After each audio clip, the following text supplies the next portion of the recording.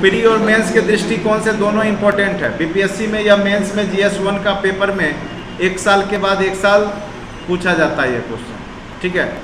बिहार में पाश्चात्य शिक्षा का विकास तथा प्रौद्योगिकी शिक्षा का विकास किस प्रकार से हुआ है और राष्ट्रीय आंदोलन में क्या योगदान रहा है पाश्चात्य शिक्षा का। तो सबसे पहले हम लोग समझेंगे कि पाश्चात्य शिक्षा अंग्रेजों ने क्यों शुरुआत किया। तो उसका एक ही उद्देश्य था कि व्यक्ति कलर में भूरा हो लेकिन मानसिक रूप से वो गोरा हो। कहने का अर्थ है भारतीय व्यक्ति में वो दिमाग किसका भरने वाला था, यूरोपियन। उसको चाहिए था एम्प्लॉय, उसको चाहिए था वर्कर, और वो चाह रहा था कि भारतीय शरीर में यूरोपियन दिमाग वाला या अंग्रेज दिमाग वाला व्यक्ति वह पैदा करना चाह रहा था। इसलिए उसने पाश्चात्य शिक्षा पे जोर दिया और उसने यह शिक्षा अपने खुद के विकास के लिए, वो खुद के काम के लिए ऐसा एम्प्लॉय वर्ग तैयार करना चाह रहा था जो शरीर से इंडियन हो लेकिन मानसिक रूप से क्या हो, अंग्रेज हो, जिससे वो ज़्यादा से ज़्यादा दिन तक यहाँ पर शासन कर सके। तो सर्वप्रथम उसने क्या किया कि 1813 में एक एक्ट लाया, ठीक है, जिसमें कि 1 लाख रुपया शिक्षा पे खर्च करने की बात कही गई। 1813 का जो चार्टर एक्ट आया उसमें 1 लाख रुपया, उस समय का 1 लाख का महत्व है, आज के 1 लाख के 1 करोड़ नहीं, एक कह सकते हो कि 1 अरब के बराबर हो गया होगा उसका महत्व, ठीक है, 1 अरब के बराबर हो जाएगा वो, ठीक है। 100 करोड़ से कम का वो नहीं होगा महत्व की अगर बात करोगे तब, ठीक है। क्योंकि पूरे देश में मात्र 1 लाख रुपया वो एडुकेशन पे खर्च करने की का प्रावधान किया था, तो वो अपने हिसाब से बहुत किया होगा उस समय के हिसाब से, ठीक है। तो यह 1813 के चार्टर एक्ट के तहत किया गया। और उसके बाद आगे चल कर के आप देखिएगा कि 1835 में मैकाले थे, एक शिक्षाविद थे, और उन्होंने वेस्टर्न एडुकेशन लाने की बात कही। अब देखिए उसमें भी वाद विवाद चलता है। कुछ जो होते हैं शिक्षाविद या अंग्रेज अधिकारी, वो चाहते हैं क्या इंडियन एडुकेशन को ही बढ़ाया जाए, इंडियन जो कल्चरल एडुकेशन दिया जाता है, जो संस्कृत में हो, हिंदी में हो, चाहे जैसे दिया जा रहा था पहले से, जो गुरुकुल प्रथा थी उसी में शिक्षा दिया जाए। लेकिन मैकाले इसका विरोध करते हैं। वो बोलते हैं कि सबको इंग्लिश शिक्षा देना चाहिए, क्योंकि वह यहाँ के शिक्षा के महत्व को, यानी यहाँ का जो शिक्षा नीति है उसको नीचा दिखाने का प्रयास करते हैं। कौन? मैकाले, ठीक है। मैकाले यहाँ तक कि बोल देते हैं कि पूरे इंडिया का साहित्य लिटरेचर और यूरोप का एक अलमारी का लिटरेचर उसका तुलना कर देते हैं। यानी यूरोप का एक अलमीरा का जो किताब है वो भारत के सभी किताब ग्रंथ से बेहतर है। उनको नहीं पता था अच्छे से भारतीय सभ्यता, संस्कृति और भारतीय साहित्य और लिटरेचर, इसलिए ऐसा उन्होंने बोल दिया। और अपना धाक जमाने के लिए उसने मैकाले घोषणा नीति भी लाया, और आगे चल करके भारत में मैकाले की शिक्षा नीति को ही अपनाया गया।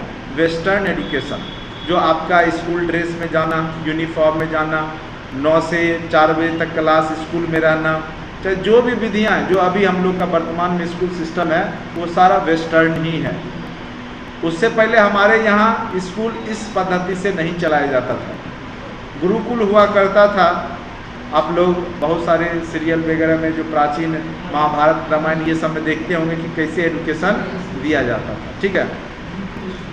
तो यहाँ पे हम लोग जो चर्चा करेंगे बिहार को परिप्रेक्ष्य में करेंगे, क्योंकि बिहार से क्वेश्चन बीपीएससी पूछता है, और मेंस में एक क्वेश्चन एकदम 1 साल के बाद 1 साल पूछना ही पूछना है कि बिहार में पाश्चात्य शिक्षा का क्या प्रभाव पड़ा, क्या हुआ। पाश्चात्य शिक्षा आने से बिहार के जो आबादी है, जो जनता है, उसको क्या फ़ायदा हुआ। देखिए इसके फ़ायदा अंग्रेज को जितना लग रहा था उससे कहीं ज़्यादा उसको नुकसान भी होता है।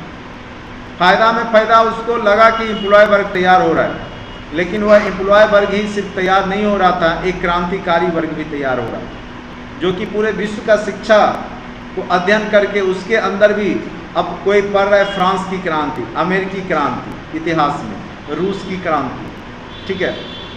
तो वो जब पढ़ेगा तो कहीं ना कहीं उसके अंदर वहाँ के तरह ही भावनाएं जागृत होगी। फ्रांस में जो क्रांति हुई या अमेरिका में जो क्रांति हुई, अमेरिका में पहले अंग्रेज़ों का ही शासन था, अमेरिकी लोगों ने विरोध करके अंग्रेज़ों को वहाँ से सत्ता से बेदखल कर दिया, ठीक है। वो कहीं ना कहीं वो इतिहास में वो पढ़ाया जाने लगा।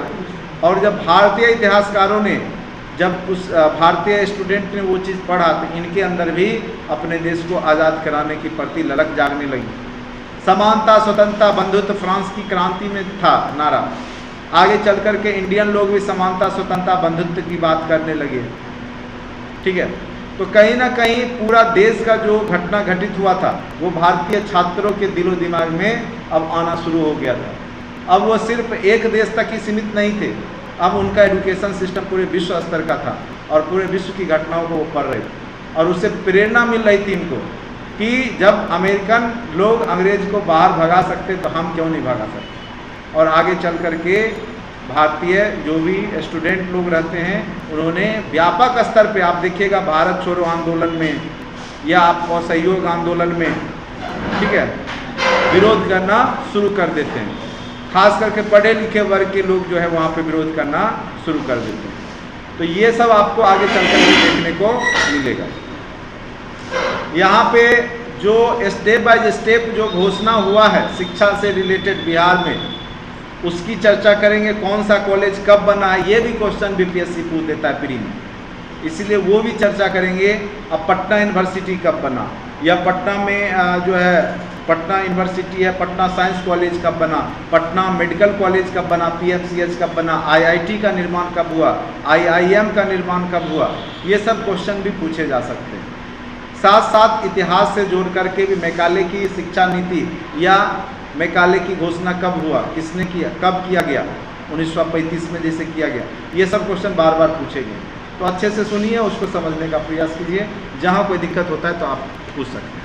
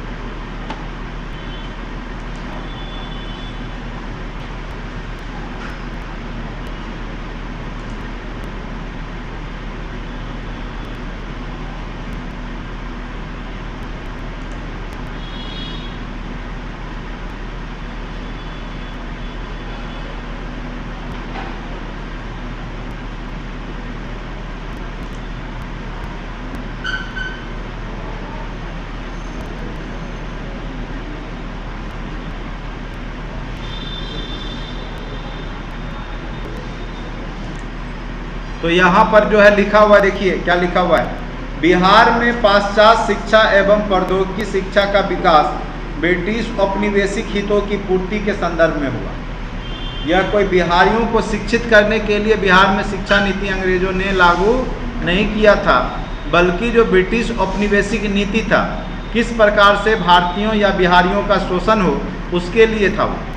साथ ही ब्रिटिश शिक्षा नीति का उद्देश्य अपने शासन को लंबे समय तक बनाए रखना भी रहा, यानी जहाँ तक हो कि लंबा शासन आपका बिहार में या भारत में वो कर सके। इस शिक्षा नीति के स्वरूप के संदर्भ में निम्नलिखित संदर्भ को देखा जा सकता है। सबसे पहले हम स्टार्ट करेंगे 19वीं सदी का पूर्वार्ध, यानी 19वीं सदी का पूर्वार्ध यानी 1800 से 1850 के बीच की घटना। ठीक है, 1800 से 1850 के बीच की घटना को हम लोग पढ़ेंगे, उसमें क्या क्या किया गया उसको देखेंगे। ठीक है, सबसे पहला है 1835 में मैकाले की घोषणा। इसके माध्यम से शिक्षा का माध्यम अंग्रेजी को बनाया गया। अब मीडियम क्या कर दिया गया, अंग्रेजी को कर दिया गया। बिहार के कई क्षेत्रों में इंग्लिश मीडियम विद्यालय खोले गए और जिसमें कि पटना और पूर्णिया के स्कूल उल्लेखनीय हैं। कहाँ कहाँ सबसे पहले खोला गया 1835 में, पटना और पूर्णिया में। उसके बाद 1844 ईस्वी में एडम्स का साक्षरता सर्वेक्षण हुआ। ये पूछ सकता है कि सबसे पहले एडम्स के द्वारा या बिहार में साक्षरता का सर्वेक्षण सर्वप्रथम कब किया गया, तो 1844 ईस्वी में साक्षरता का सर्वेक्षण किया गया और उस समय मात्र बिहार में साक्षरता दर 7.5% था, यानी 100 में 7.5 व्यक्ति शिक्षित थे। अब सोच लीजिए क्या स्थिति रहा होगा। अभी फिर भी हम लोग 70% के आसपास हैं। नहीं, उस समय मात्र 7.5% ही लोग शिक्षित थे। शिक्षित मतलब साक्षर होना, जिनको सिर्फ अक्षर का ज्ञान था, ठीक है, उनको और कोई चीज़ का नहीं, बस अक्षर का ज्ञान था।